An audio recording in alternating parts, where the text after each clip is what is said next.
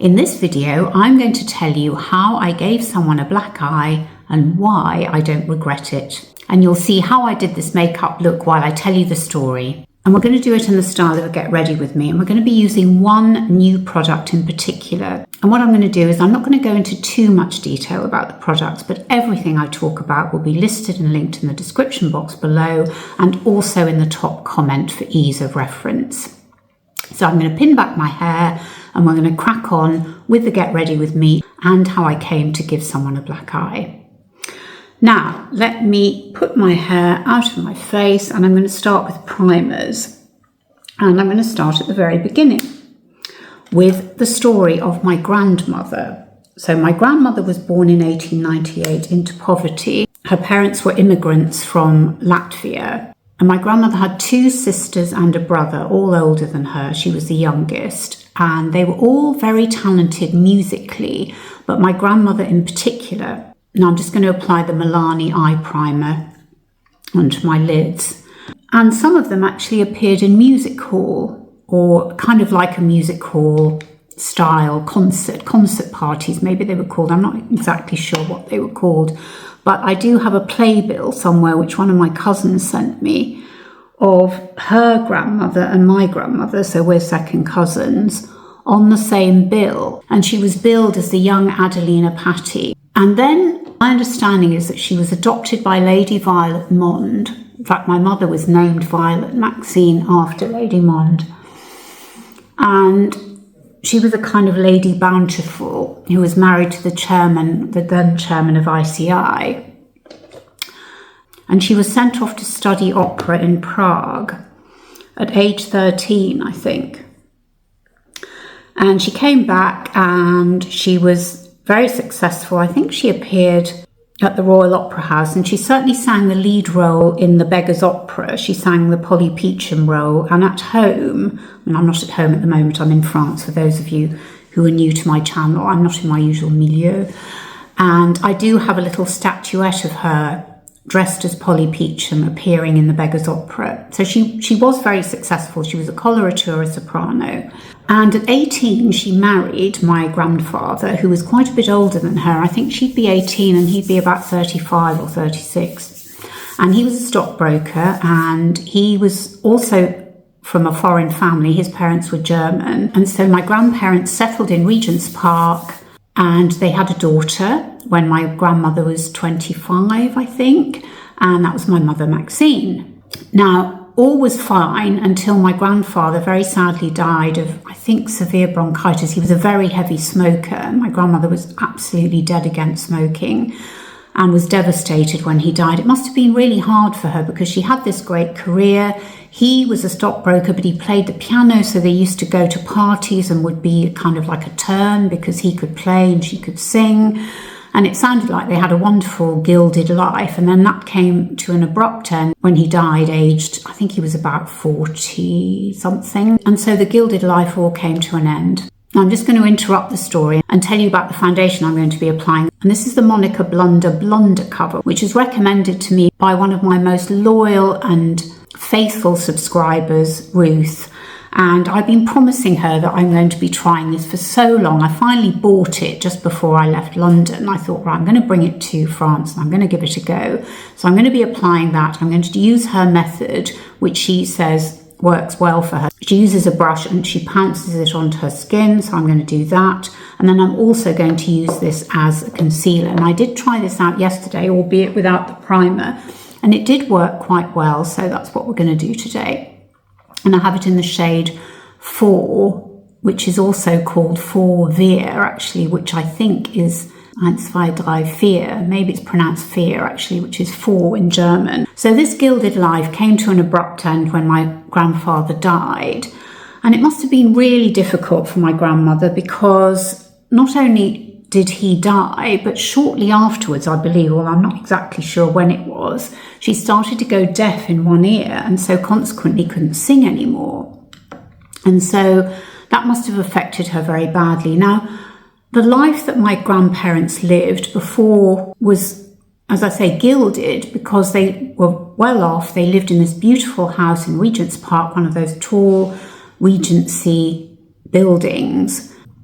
And it was the sort of life where the child had a nanny, and the nanny was basically, or nanny and governess, was basically the person who looked after her, and the parents really only saw her at tea time when she'd be brought down from the nursery, which would traditionally be upstairs. And she would come down and sort of play with her parents for a bit, and then she'd be sent back upstairs, and that would be it. So it must have been a huge shock when my grandmother was suddenly faced with having to look after her daughter full time, as it were, and manage her career before she went deaf. They had to sell the house in Regent's Park and they moved to Hampstead. They weren't exactly in straitened circumstances, but it certainly would have been not quite the life my grandmother had got used to living. Anyway, they moved to Hampstead, and then not long after that, I think, when my mother was 7, she was sent to boarding school. Now, that must have been a huge shock for my mum, having spent all her time with, well, either her governess or her mum, and now suddenly to be uprooted and sent to the seaside to a boarding school must have been really difficult. And then after that, she was sent to another boarding school in Tetbury in Gloucestershire. But she had a burning desire to be an actress. And so because my grandmother knew John Gielgud's brother, I think, Val Gielgud, who I think was a director, she was able to get an introduction to John Gielgud, and I think John Gielgud told my granny and my mum what she needed to do in order to study acting. And so she went to, for some reason or other, they went to New York for a while, and my grandmother paid for my mum to have a nose job and to go to an acting school, and I don't know what it was called, but Cornell Wilde, who was a famous actor at the time, was... I don't know whether he directed the school or whether he was just a teacher at the school, but I do remember that my mum told me he taught her how to fence, which was something you had to learn back in the day. I don't know whether that still goes on. I don't think swashbuckling movies are quite the thing anymore, are they? Anyway, so she goes to acting school there, then she comes back here. And just to let you know, I think that's looking fine. I'm not going to put any powder under my eyes at the moment. I'm not going to put on any powder. I'm just going to leave it for now and see how we get on with it. And I'm going to apply this Kiko Milano brow pencil, which I just bought in the Kiko Milano shop yesterday in France.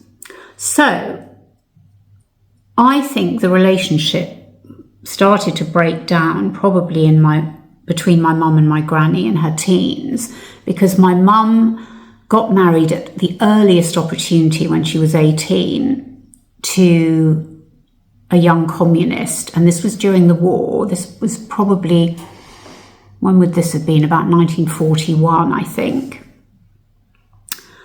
And I think from then on, their relationship was very, very difficult indeed. My grandmother did eventually remarry after the war, very soon after actually. I think she sailed to the States in 1946, and the idea was that she was going to have an ear operation and hope that that was going to help her hearing. And somewhere in New York, I think through a friend, she met my step-grandfather-to-be. He was a Canadian citizen, but I think he was originally from Romania. And he'd been married before, and his wife had died, and he had 3 children.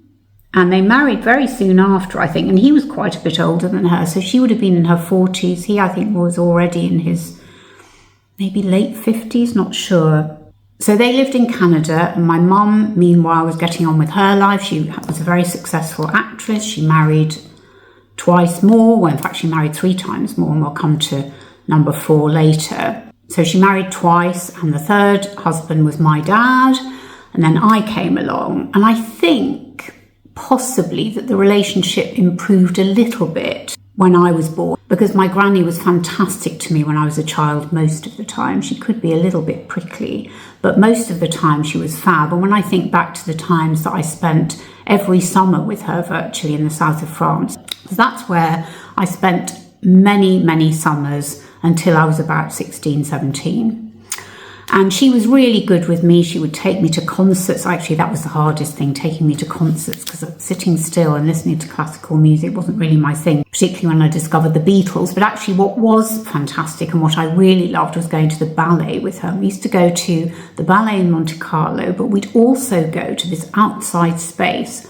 So I'm name dropping like mad now. But Prince Rainier, who'd been married to Grace Kelly, his sister Antoinette had this amazing property, and she knew all these ballet people, and she would get people like Rudolf Nureyev to come and dance at her outside theatre. And so I actually met him there. He shook my hand. I mean, he practically shook it off its wrist. It was a huge handshake. I do remember that. And I also met Margot Fonteyn. For some reason or other, she came to stay at my granny's house once, and I saw her feet. And let me tell you, if you don't know what ballet dancers' feet can look like, hers were so gnarled. And I'm sure Kat of Cat's Eye Beauty, who's an ex-ballet dancer, will confirm the things that dancers have to do in order to stand on points. Actually, Tina, Her Beautiful Journey, I'm sure will also know this. Your feet, I mean, maybe nowadays the shoes are better, but gosh, her feet looked absolutely terrible. And she was a tiny, weeny little thing, but the most gorgeous dancer. Anyway, so this is the life my granny's leading now. And we are moving, I promise you, towards the story, the nub of the story. But while we're doing that, let me apply some blusher. And I'm going to use the Geller's Greatest palette, which has got blusher, highlighter and eyeshadow, and I thought we'd use this just because I haven't really used it. And I was going to do this video where I was going to compare this to the Hourglass Dragon palette, but actually I think the comparison is a little bit invidious, actually, because I don't really think that they are comparable palettes. And also this is so much more affordable. I mean, it still can be pricey. I think the top price you can pay for this is £40. But you can get it for less because Laura Geller always have reductions on their site, and also via QVC. So we've got my grandmother now in this house on her own, apart from me visiting, and obviously she's got a circle of friends as well, but she's on her own now. My step-grandfather has died, and I think around the time probably of my mother's divorce from my dad, when I was 9 or nearly 9, is probably when their relationship started to break down a bit, I think. Not that I can remember anything particular about it, but it was very difficult for me. And actually, I ran away from home. We were staying with my grandmother while my dad moved out. And I did actually run away from home for a few hours. My grandmother and my mother were absolutely beside themselves, as you can imagine. Anyway, things calmed down. We went back to the flat. It was very difficult because my mother then moved her boyfriend in and we had to live with him, and that was a whole other story that I won't go into now, but that was all very difficult as well and ended very badly. However, the relationship with my granny was still fine. I was still going out there every summer, and I had really long holidays. I spoke French, by the way. I spoke fluent French because I went to a French school. Let's now actually put a little bit of powder on because I think I need it in my T-zone and maybe just a little bit under my eyes because I can see I'm a little bit shiny here. So at this point, living in the house in France with my grandmother and I'm just going to use the Hourglass Vanish, Veil, I think it is, the powder, to just powder down my T-zone and under my eyes as well, I think. So living in the house at the time is kind of a housekeeper who does the cooking, and her adopted daughter, and the housekeeper's Italian, the adopted daughter is Spanish. And the adopted daughter is about my age, maybe slightly younger, I think. And as time goes on, the adopted daughter does more and more for my grandmother and sort of becomes like a companion, really. And they travel all over Europe and they go on cruises. My grandmother loves to go on musical cruises where they have classical music. She absolutely loves that. And then my mother remarries. When I'm 19, my mother remarries. And I don't think my grandmother's ecstatic about that because she marries a man who doesn't have a lot of his own assets, if you like. And so she's quite suspicious of that. And now we get to the estrangement of my mother and my grandmother. And what happens is, I think this would be about 1981 or 1980 maybe. And now I'm just going to go in, I'm going to do this eyeshadow as a one and done because I think it's going to be too complicated for me to get too fiddly with eyeshadow while I'm telling you this story. So we're just going to use this, and I think we'll swirl the two colours together. I'll just use this brush, which is nice and pointy, and we're just going to swirl the colours together, and then I'm just going to apply them on my lid. So what happens is my mum and my stepdad are in the south of France. They're having lunch, and my stepfather does something a bit crude while the companion is serving lunch. Now, he reports it as squeezing her bum, which of course is completely unacceptable. It's shocking, really. And it's really interesting, isn't it, in the light of recent events over the last few years, we view this in a completely different way, perhaps, to the way that we as older women, and I'm talking as someone who's 70, might have viewed it back then, because if that had happened to me, I would have just told them to F off. But of course she couldn't anyway, because she was in this difficult position of being the companion rather than an equal, if you like. So you can see why she'd get terribly upset. So she got terribly upset, and my grandmother obviously took her part, as she would, and banished my mother and my stepfather from the house, and from her life, actually. So that made things very difficult. And I, at the time, I don't know, I was very foolish then, and I kind of sided with my mother, not my stepfather, because obviously that wasn't appropriate. But it was difficult for me because I was much closer to my mum, and even my stepfather up to a point, although he was very difficult. And my mother did struggle with him quite a lot. But I did side with them more than I sided with my mum, with my granny. And in the end, I fell out with her as well. However, we were reconciled, and all was well between us. But my mum and my stepdad had never reconciled with her. So that carried on for years, actually, until one day in 1990. Right, I think that's fine for a one and done. So it's 1990, it's May 1990. I have two small children. They're 5 and 3, and I'm in the middle of my degree. I took my degree very late on, and I'm doing my French with Italian degree. And I get a phone call from my mum. And by the way, this is the Too Faced Better Than Sex mascara that I'm applying here.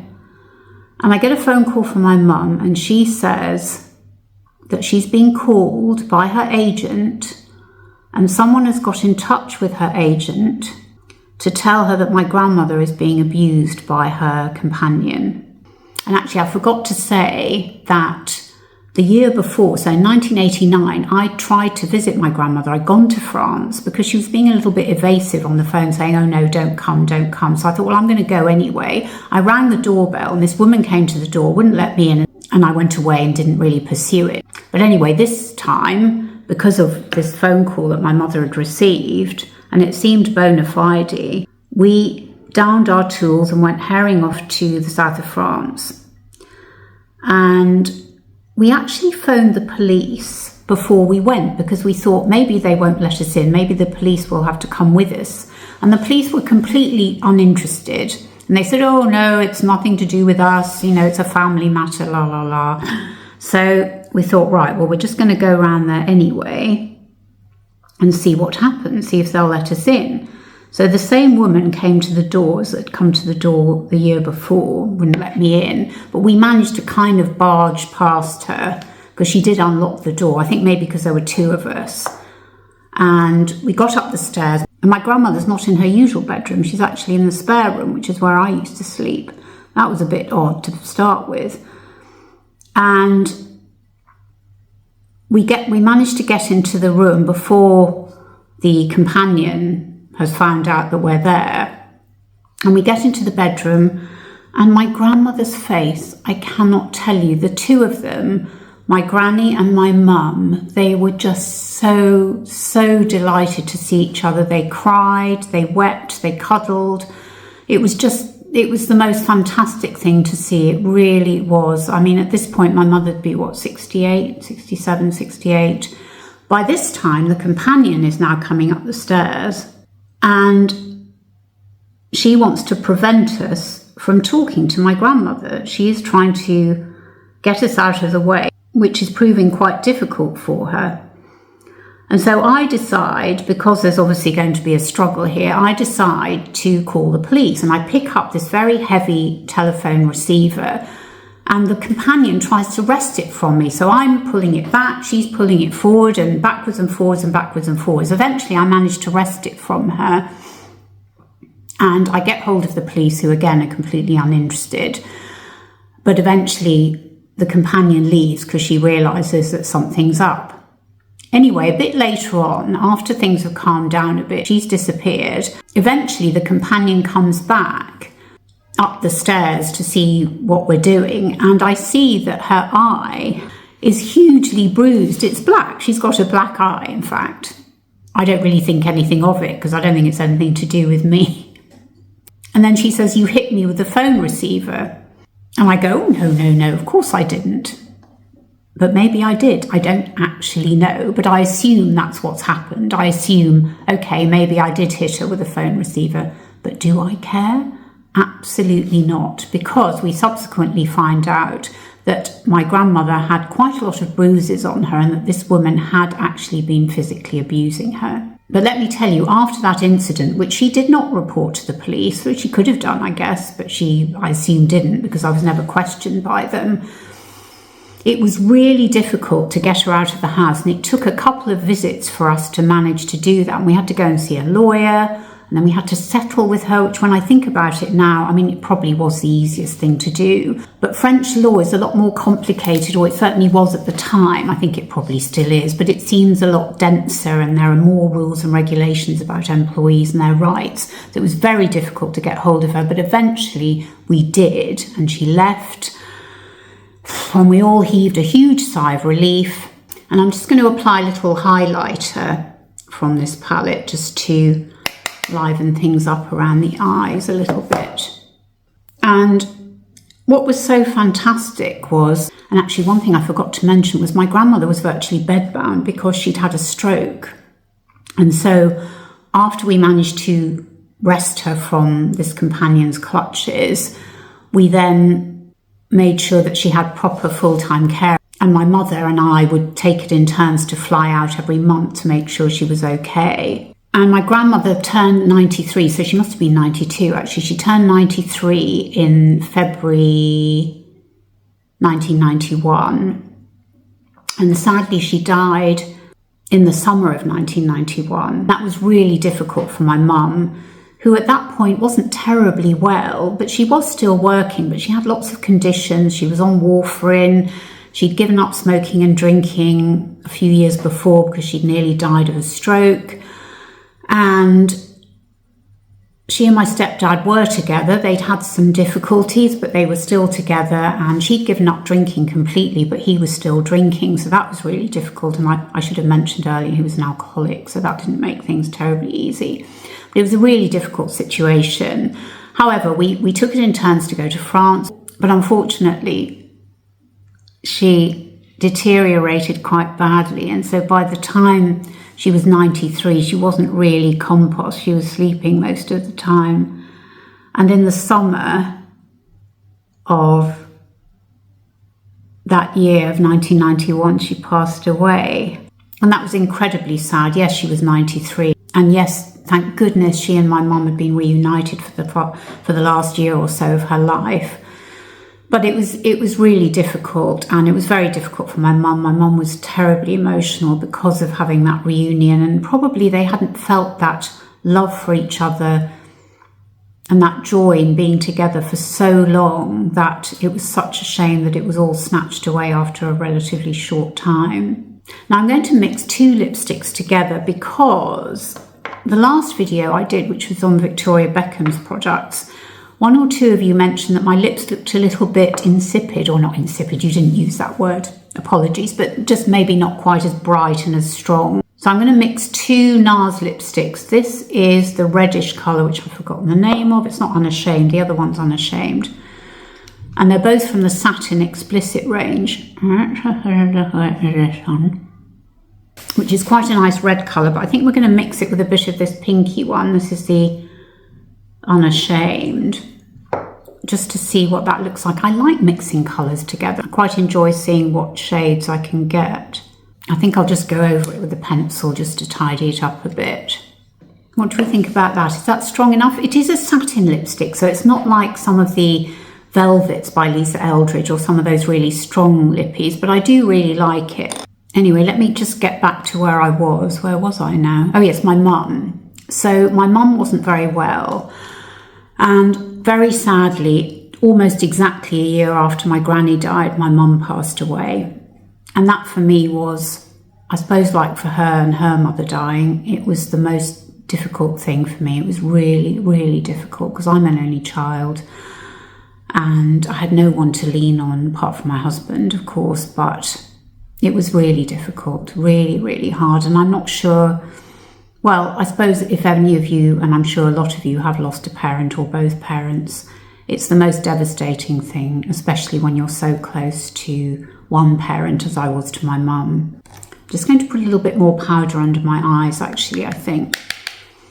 And when my mother died, that's when I had to take control of all the stuff, all the cuttings, all the letters, all the mementos, all the stuff. And I hadn't realised my granny was quite a hoarder, but my mum was absolutely terrible in terms of hoarding. I mean, I say hoarding, that sounds like everything was in a mess, but it wasn't really. It was just there was so much of it and so many duplicates, so many photos and of the same photo, like 6 photos, 2 or 3 telegrams. She had all these telegrams from when she appeared in the theatre, and she seemed to have more than one of them. I didn't really understand that at all. So it was very difficult for me to deal with all of that, but I'm sure many of you watching this will have had to deal with the same things. So the story does have a happy and a sad ending. Happy in that we were reunited with my grandmother, and my mother was reunited with her and got to spend some quality time with her before she passed away. But sad, of course, because both my granny and my mum are no longer with us. So that is the story.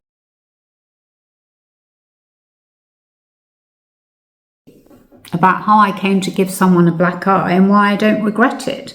Because she was a horrible individual. Yes, she'd had a difficult life. Living with my grandmother couldn't have been easy, but she did have choices. She could have gone somewhere else, but she didn't want to. She obviously, as she got older, she saw an opportunity. Here was a wealthy woman that she could abuse, and as we know, this happens all the time, all over the world, and she thought she'd give it a go. And actually, I completely forgot to mention that the woman who had told on the companion and had seen her abusing my grandmother was the cleaner who came in a few days a week, and she had called this woman that I think she must have come across visiting my granny in Monaco. She'd found out who she was. She'd called her up. She said, look, you need to contact the daughter and the granddaughter because this woman is abusing her. And if it hadn't been for her, we wouldn't have been any the wiser, because she'd spotted bruises and she'd seen the abuse happening, as I understand it. So you can see why I don't regret giving this woman a black eye, even though it was completely unintentional. So there you have it. That is the story of how I came to give someone a black eye and why I don't regret it.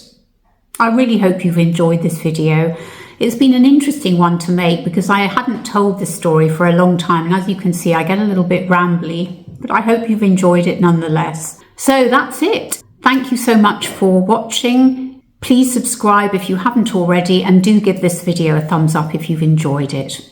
And if you'd like to hear more from me, I have a monthly newsletter. And in that, I don't just talk about beauty, but I talk about fashion, I talk about lifestyle, I talk about entertainment and other content creators and all the other bits and bobs that bring us joy. And thank you so much for watching. It means the absolute world to me. It really does. And I hope you're all doing really well. And I look forward to seeing you on my next video. Bye.